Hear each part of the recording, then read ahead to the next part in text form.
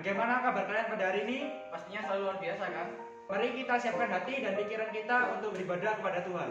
Jangan di skip-skip ya. Selamat Selamat beribadah, Tuhan Yesus memberkati. Mari sama-sama kita beribadah, kita puji nama Tuhan.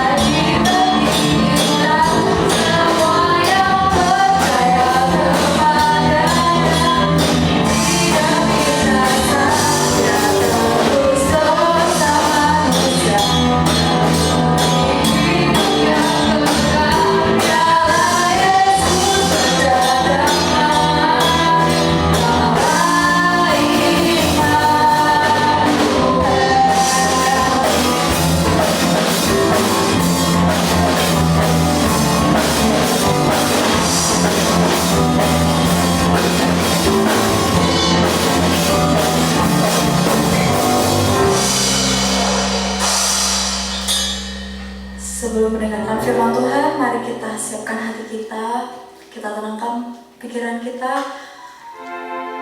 undang hadirat Tuhan pada siang hari ini. Dengan kesungguhan hati kita sama-sama mau menyembah Tuhan, kita sama-sama mau mendengarkan firman dengan sungguh-sungguh.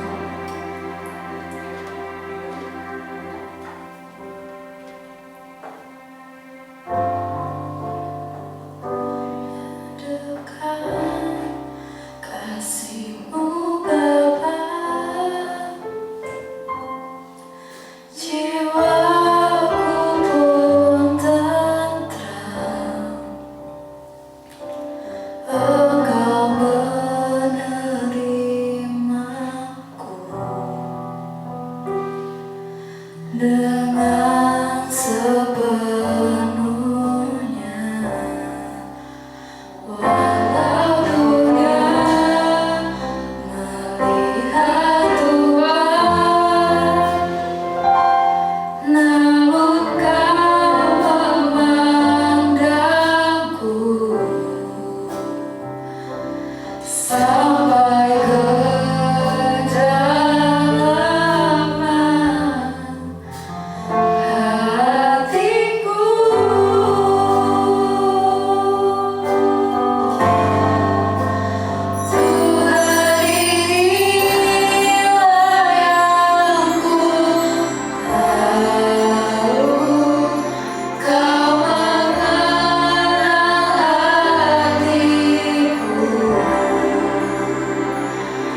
jauh melebihi semua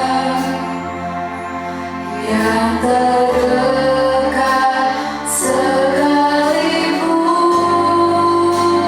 Tuhan inilah yang ku mau, Kau menjaga hatiku supaya kehidupan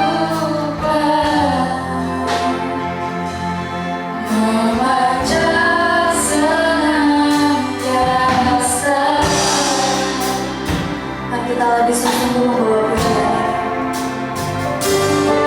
Dekat kasih-Mu Bapa, jiwaku pun tentram. Engkau menerimaku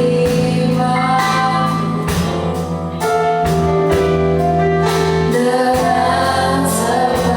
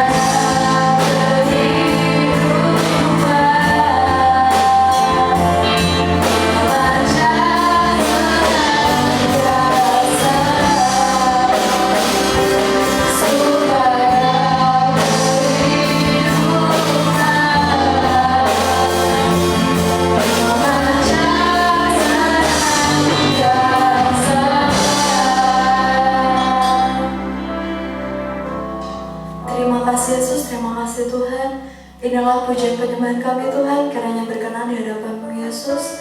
Dengan kesungguhan hati kami Tuhan, kami membawa diri kepadamu. Sebentar lagi kami mau mendengarkan sebagian dari kebenaran firman-Mu Tuhan.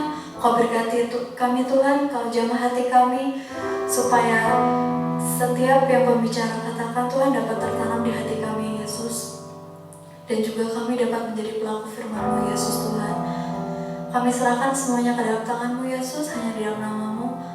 Haleluya, amin. Shalom teman-teman, kita bertemu lagi pada hari Minggu ini. Ya, kita mau sama-sama mengingat kalau sekarang kita sudah sampai di bulan Desember. Gak kerasa kayaknya Kak Maria merasa bahwa kayaknya baru kemarin kita Natalan, tapi sekarang kita sampai pada bulan Desember.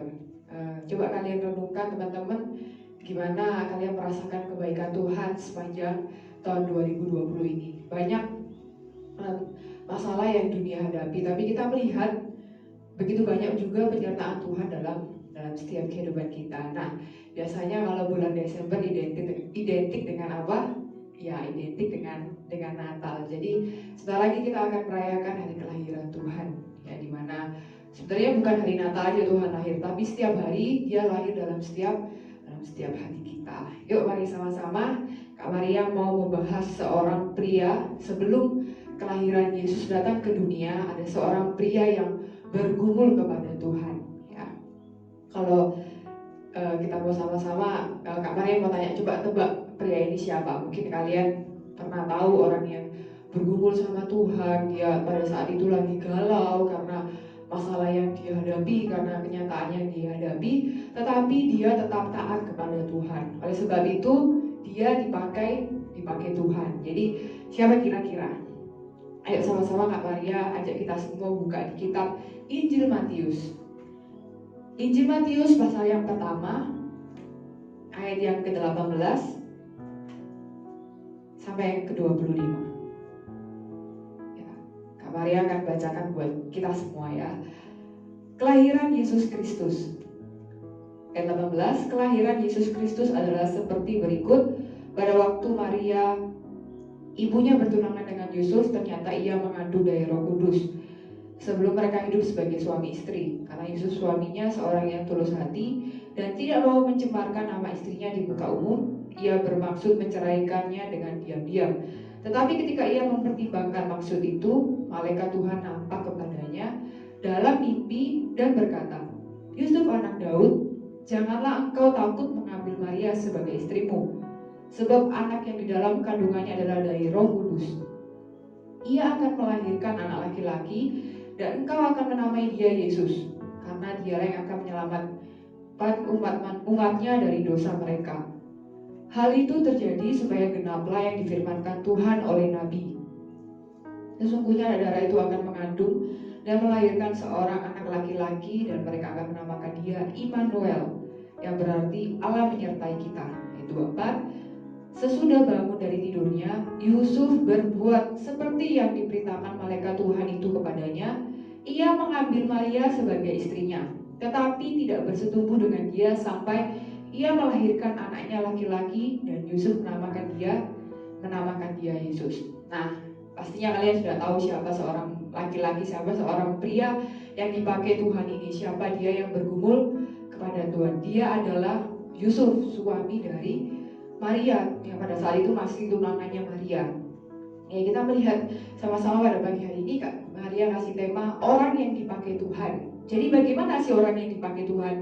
Kita mau sama-sama belajar dari Yusuf. Ya, kita melihat bagaimana seorang pria seperti Yusuf, dia meresponi pemberian Allah, meresponi anugerah Tuhan yang begitu luar biasa, yang begitu besar. Maria dan Yusuf terlibat dalam misi keselamatan dunia, di mana ketika Yesus datang ke dunia melalui rahim Maria. Kita melihat di sini bagaimana Yusuf merespon rancangan Allah bagi dirinya dan juga merupakan rancangan bagi dunia, seperti yang Kak Maria katakan tadi. Jadi kita sama-sama belajar yuk, bagaimana sih orang yang dipakai Tuhan. Dari kisah Yusuf ini kita belajar bahwa di ayat 19 tadi dikatakan Yusuf dan Maria disebut sebagai suami dan istri. Tapi di ayat berikutnya dikatakan mereka masih bertunangan. Apakah Alkitab kita salah?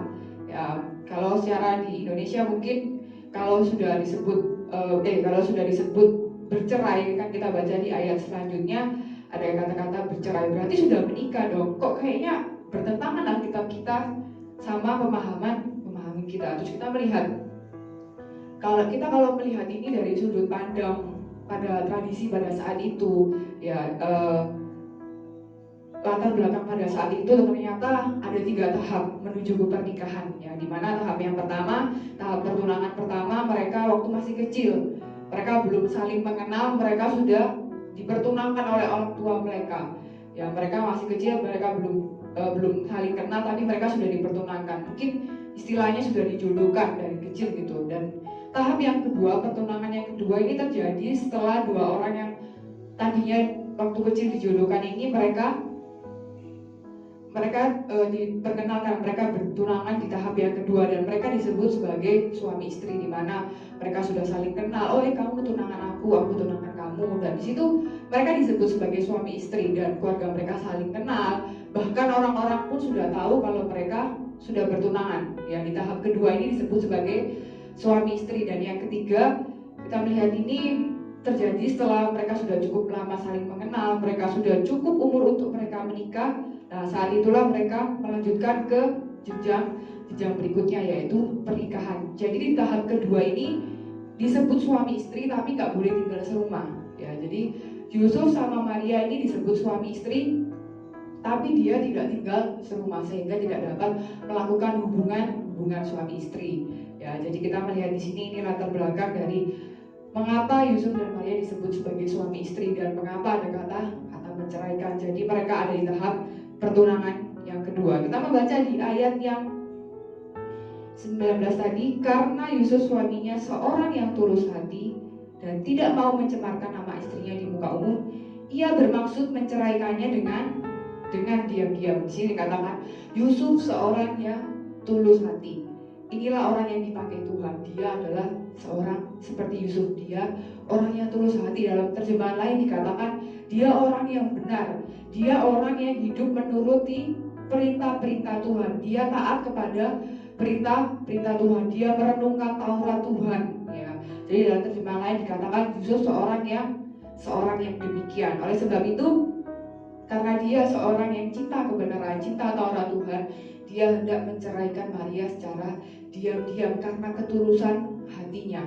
Mungkin pada saat itu Yusuf merasa merasa dirugikan, aku merasa dihianati, bahasanya dihianati ya. Jadi kayak dia selingkuh dengan orang lain sehingga dia hamil. Aku loh belum serumah sama dia. Mungkin ya kalau kakak jadi Yusuf pada saat itu kakak berpikir demikian. Aku belum serumah sama Maria, kok tiba-tiba dia mengandung anaknya siapa? Bukan anakku. Oh, aku sudah diselingkuhin, aku sudah dihianatin. Nah, ini yang dirasakan Yusuf pada saat itu. Tapi meskipun dia merasa dirugikan, ya, meskipun dia merasa dihianati, meskipun dia merasa disakiti pada saat itu, tapi dia tidak membalasnya dengan kejahatan. Di sini dikatakan dia menceraikan Maria secara diam-diam. Kenapa kok secara diam-diam? Kenapa kok nggak di muka umum supaya semua orang tahu kalau mereka sudah bercerai? Kan tunangannya ditahu sama semua orang. Kenapa kok cerainya juga nggak diketahui semua orang?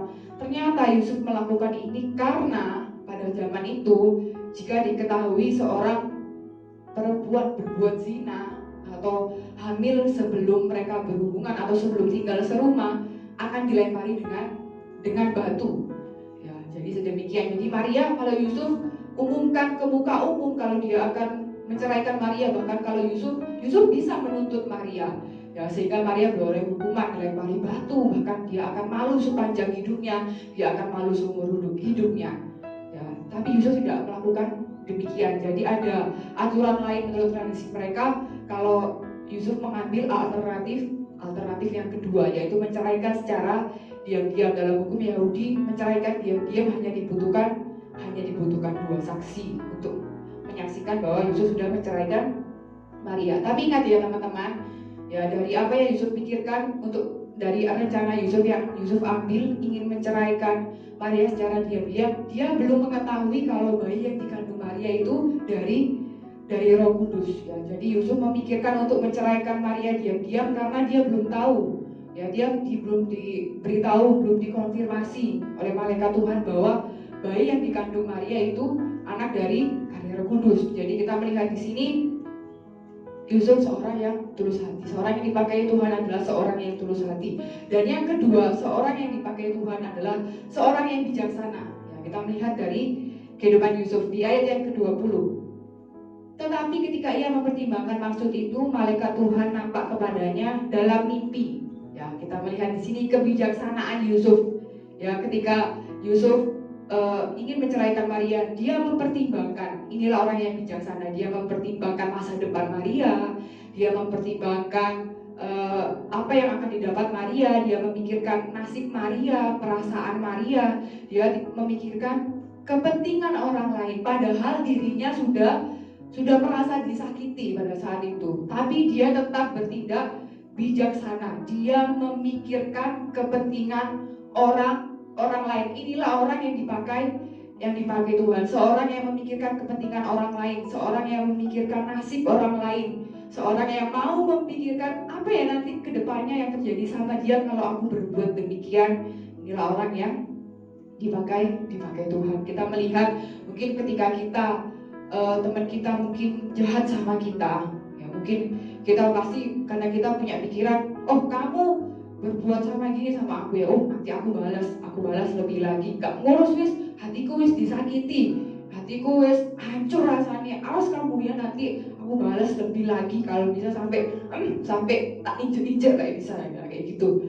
Tapi ya nggak boleh kayak gitu. Kita belajar dari Yusuf ya, bagaimana seorang yang dipakai Tuhan, dia yang mau memikirkan kepentingan orang lain walaupun dia sudah merasa dirugikan. Mari sama-sama kita jadi seperti Yusuf, dimana ketika kita disakiti, dimana ketika kita dirugikan, kita tidak membalas dengan yang sedemikian rupa, bahkan yang lebih lagi. Tapi tidak, mari sama-sama kita jadi seperti Yusuf, seorang yang bijaksana, seorang yang mempertimbangkan nasib orang lain meskipun dirinya sudah dicurangi, meskipun dirinya sudah dirugikan, tapi dia mau memikirkan kepentingan orang lain. Oleh sebab itu dia menceraikan Maria saat itu secara diam-diam. Ya, kita melihat di sini.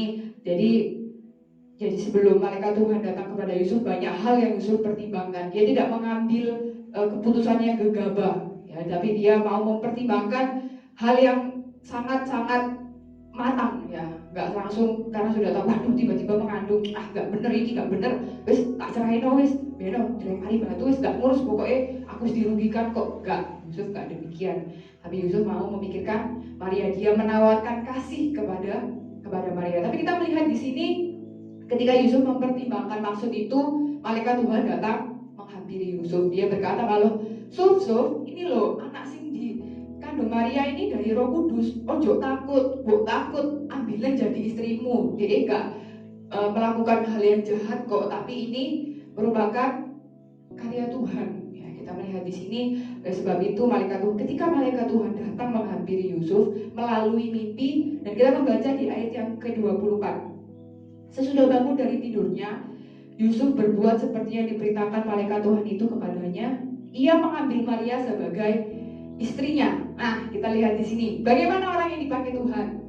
Dia seorang yang taat pada firman Tuhan. Kita melihat di sini di ayat yang 24, setelah Yusuf melewati masa kegalauannya, tiba-tiba dia tidur, malaikat Tuhan datang konfirmasi, dan ketika bangun dia langsung melakukannya. Ayo, hal yang gampang atau enggak?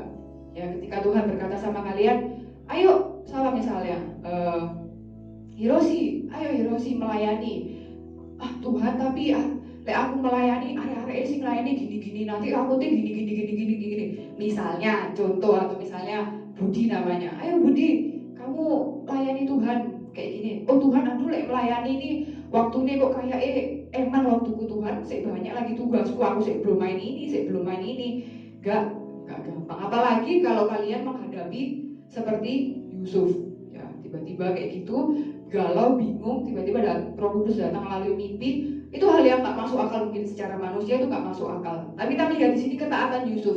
Dia nggak tawar-menawar sama Tuhan. Dia nggak adu argumentasi sama Tuhan. Loh Tuhan, nggak masuk akal ya, apa hamil dari Roh Kudus ya, apa nggak masuk akal, nggak mau aku. Lah itu pemikiran secara logika manusia. Tapi Yusuf nggak adu argumentasi. Yusuf nggak tawar-menawar sama Tuhan, tapi Yusuf langsung mengerjakan, langsung dikerjakan sesuai apa yang diperintahkan Tuhan, tanpa banyak tanya, tanpa 1000 tanya. Yusuf percaya bahwa rencana Tuhan itu dalam hidupnya pasti yang terbaik. Oleh sebab itu Yusuf seorang yang mencintai Taurat Tuhan, dia yang mentaati Taurat Tuhan. Pasti dia mengenal siapa Allah itu, siapa Allah yang datang melalui mimpinya. Pasti dia kenal, oh dia Allah yang setia, dia Allah yang sudah menyertai bangsa Israel pada masa lampau, dan dia tetap percaya kepada Tuhan karena dia mencintai Taurat Tuhan. Dia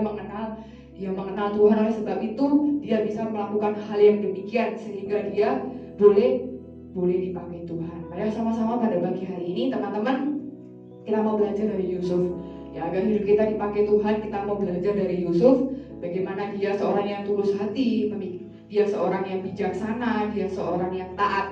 Demikianlah Yusuf dipakai oleh Tuhan. Kita mencatat bahwa orang tua dari Yesus Kristus adalah Tuhan kita adalah orang-orang yang saleh, ya. Seperti Yusuf nggak tahu kedepannya dia menghadapi banyak tantangan, ya, ketika dia harus mengungsi ke Mesir karena ancaman Herodes. Banyak kedepannya tantangan yang Yusuf lalui, tapi dia tetap percaya kepada Tuhan. Melalui langkah ketaatannya, dia membuka jalan supaya karya Tuhan terjadi dalam kehidupan Yusuf. Oleh sebab itulah nama Yusuf dicatat dalam Alkitab. Kalau Yusuf nggak taat pada saat itu, mungkin namanya lain, ya, bukan Yusuf, mungkin Steve atau siapa, mungkin orang lain. Tapi Yusuf taat kepada Tuhan. Yuk mari sama-sama kita belajar dari Yusuf, bagaimana supaya karya Tuhan terjadi dalam kehidupannya. Jadilah anak-anak yang tulus hati, ya, anak-anak yang bijaksana, anak-anak yang taat pada perintah Tuhan, tanpa ngomong ngedumel, aduh tapi ini, tapi itu, tapi bla bla bla, tapi banyak ini nanti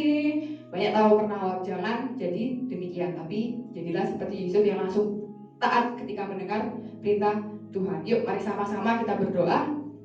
Bapa, terima kasih buat kebaikan Tuhan yang kami rasakan dalam hidup kami.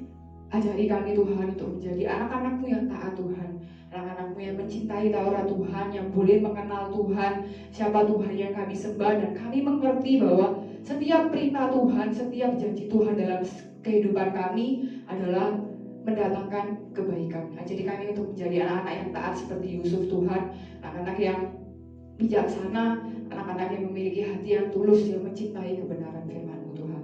Terima kasih Bapak, terima kasih. Biarlah firman ini boleh tertanam dalam hati kami, dan kami boleh lakukan setiap hari dalam setiap kehidupan kami. Mampukan kami Roh Kudus-Mu yang menuntun setiap kehidupan kami. Terima kasih Bapak yang baik, terima kasih. Biarlah sekiranya sukacita Natal di bulan ini memenuhi setiap hati kami. Dalam nama Tuhan Yesus Kristus kami sudah berdoa dan mengucap syukur. Haleluya. Amin. Shalom teman-teman. Firman Tuhannya pasti memberkati Kak. Ya, jangan skip ibadah ya, karena firman Tuhan yang telah disampaikan menjadi penuntun dalam hidup kita. Oke? Dan jangan lupa setiap hari Jumat pukul 6 malam ada CG, linknya di deskripsi bawah ini ya. Jangan lupa juga teman-teman, minggu depan kita akan ada ibadah Natal pukul 10.30 di channel YouTube Genji. Jaga kesehatan kalian dan juga jaga satu kalian dengan Tuhan. See you next week and God bless you.